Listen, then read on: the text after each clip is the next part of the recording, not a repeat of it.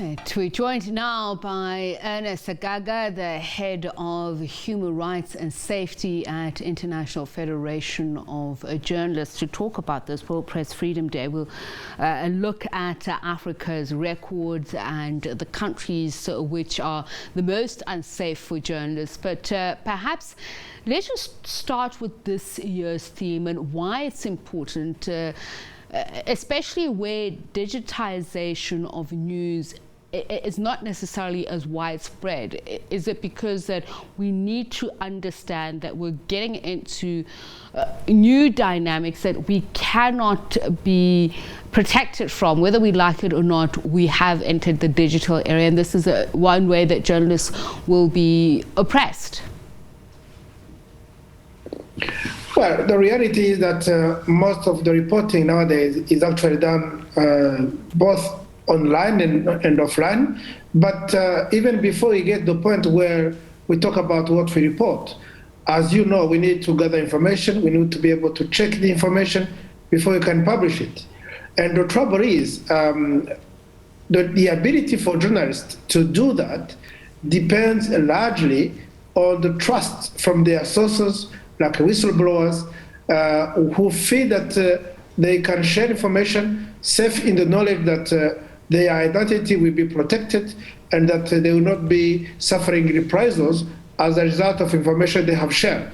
Now, that is becoming more and more very, very complicated to achieve, because you heard about these software like Pegasus, which are able to hack into our systems, our computers, our telephones, to listen into our conversation, to locate where we are, to see who we are talking to. And clearly, that makes gathering information rather more difficult. And this may be unhelpful, but I do raise this point because the debate still rages on about new media and its classification and the proponents thereof, or whether or not it's journalism or not, and those who seek to harass, subjugate, and even attack journalists, whether physically or not, do they make a differentiation in terms of what they consider to be online journalism or journalism through digital platforms,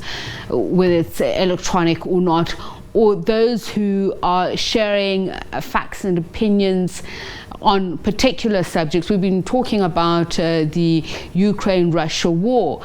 Both countries have traded insults around propaganda on the information highway. So, I just want to understand, is there a certain amount of persnickety-ness when people say, okay, this one is a journalist, therefore we've got to keep a close eye on them? Or is it just across the board, it's indiscriminate?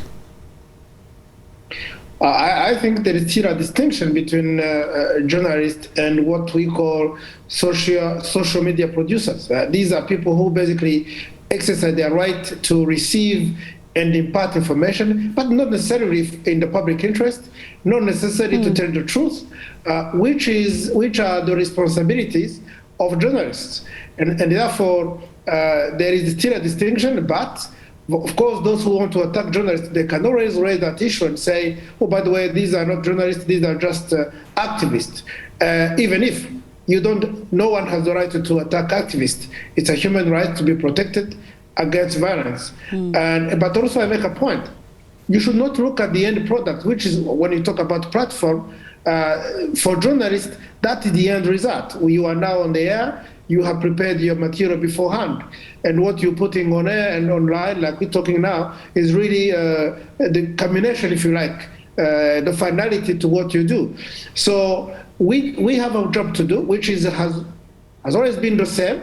You gather information, you check that information, and when you are confident that it is true and it's accurate, then you put it out either online or in your newspaper or your radio and TV station. So That has not changed over the years. I mentioned that, Ernest, because as you say, even though mainstream media does have its codes of ethics and, editorial policies that are there for checks and balances, there are people who who spread rumors, propaganda, disinformation, and information. They contribute that to the undermining of journalism and access to quality information. But let's talk about the multiple ways in which press freedom is being attacked by surveillance. And I want to focus on particularly Africa. We've seen that during pivotal times of democratic processes, there is surveillance, both digital and physical, that prevent journalists from doing their work. Their kidnappings, their shootings, and in some cases it's just not safe to come out and say you are a journalist. It is indeed, and that is a sad fact. Not only in Africa, by the way. We are now looking at what is happening in Ukraine, and we are having to advise journalists to be careful and sometimes not even wear their ID. Their press IDs, because they actually are targeted, and there is a very good reason for that. Many years ago, when I was a journalist, not many years ago, but 10 years, 20 years ago, you would go to a theater of combat and you'd be treated like some royalty because they needed you to pass the message. Now they no longer need us. They have their own Facebook accounts, YouTube accounts, Twitter accounts, and they put out whatever they like without any filter. And therefore, we have become an unwanted witness to what is happening, especially during the war. And that's what we're seeing now, of course, in Africa, but also in other parts of the world. And it's also interesting because we tend to be very linear in our thinking in terms of who harasses journalists, who prevents journalists from doing the work. Digital platforms are used by consumers of news to harass, bully, and discredit journalists simply because they are airing a multitude of views or angles on stories. So information is a public good. We talk about journalists as the fourth pillars of democracy, but when they do that, they get attacked by people who don't agree with those viewpoints. And obviously there's been a lot of talk about regulation, legislation of these social media platforms so that there are places where there could be sober, coherent discussions or information sharing. But those very platforms are themselves are punishing people that they believe are so-called, quote-unquote, spreading propaganda simply because that particular company does not like what that journalist is saying. We've seen a lot of that with the Ukraine war.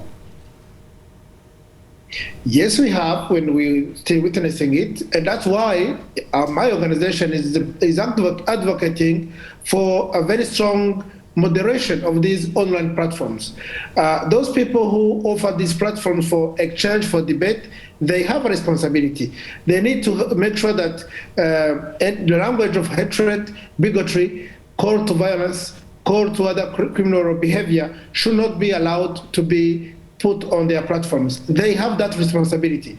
And for a while they have been saying, oh, it's about free speech, we're not responsible. Yes, they are, because they are offering those platforms to people who come on with their views. Some of them are actually quite dangerous. So we need to maintain pressure on these platform providers so that they exercise their responsibility to protect not just journalists. Of course, journalists are usually more exposed to this kind of hatred and attacks, but also other people may also be victims of that, and they all need to be protected.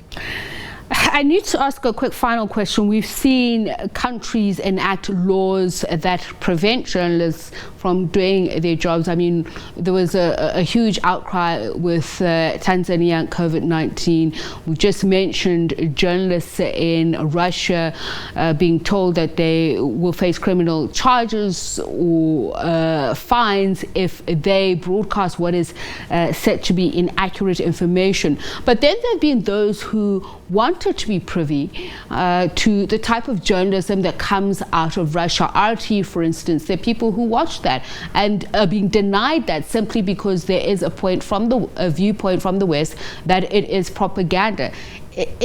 Does that still fall within freedom of the press?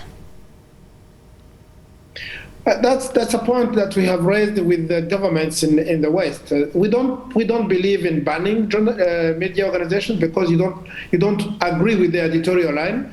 What you do, you make sure that you challenge them, or other organizations can challenge them. I don't think that banning these media organizations is the solution.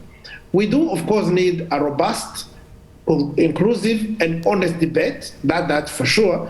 But the way to achieve that is not to ban those who you believe are not engaging in that debate. It's basically to challenge them either on their own platforms or on other platforms. It is true that the thing that media in Russia is undergoing is very, very dangerous, very, very frightening.